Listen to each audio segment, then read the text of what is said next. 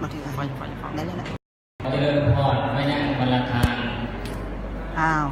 มาฟังซอไพกากอมันนักศิลปะและนักประพันธ์ผู้ที่มีหัวใจหอมหักแหงวรรณกรรมอาตมาภาพขึ้นมาเวลานี้แมนจะได้มาอ่านบทกวีที่มีชื่อว่าหอมหักหอมกลิ่นพื้นแผ่นดินลาวฟังเด้อจำปาเบยเบิกงามสง่าหอมหวนส่วนให้ใจคนิ่งขีดเขียนสลักแต้ม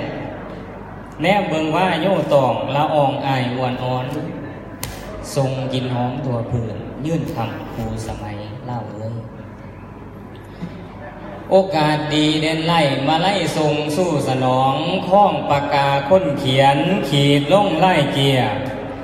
ละไนดีแล้วแนวกวีบานป่าคำฝากมาฝ่ายพี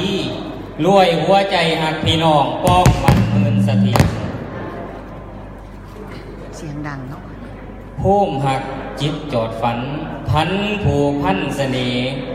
อ่อนซ่อนเดกวีศิลป์ทินค้นคุ้นคำวรรณกรรมสูงสันสายสัมพันธ์โมเหยเหือเลือดยังแดงลังย่อยคอยสัทธาแก่กาภาษาสั้นสื่อกวีนี่แล้ว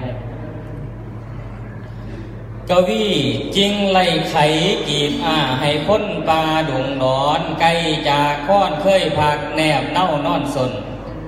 บินสู่หนทางก่าวข้าวใสแสวงหนจิตใจพ้นหมาดมุ่งเลยได้พ่อพบกันทานเอ๋ยเคยได้ยินบ่อแลนลานสร้างเรียบฟังสายของเฮียมนี่ปุ่นปองหักไฟถนองประคองตุ้มย่ามไหนของเขื่อนขอนเบาบางสุดที่อ่าว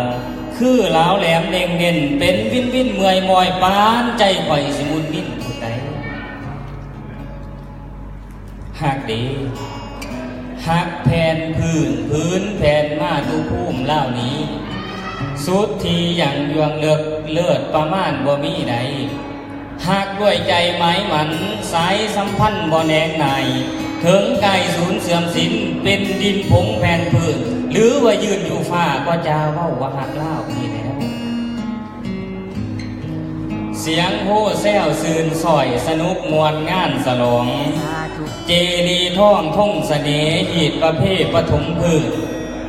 งามทั้งอามเข้าหอห้องบางประสาทงามหน่วยหินวิ่งเหงาที่เขาห้องว่าไหนั่นนะวันนี้ฟ้าสว่างแจ้งแสงส่องพุ่งสถานจำปาบ้านเบยสีกินหอมหวนเฮายุคสมัยจะเลื่อนก่าวเล่าสวัยเรื่องหุงจับมือกันดุงลันบ่พันแปรเปลี่ยนปีนทวินน้อมเหนียวประสานเล่าหากกันเด้อเล่าอีสานพี่น้องประคอง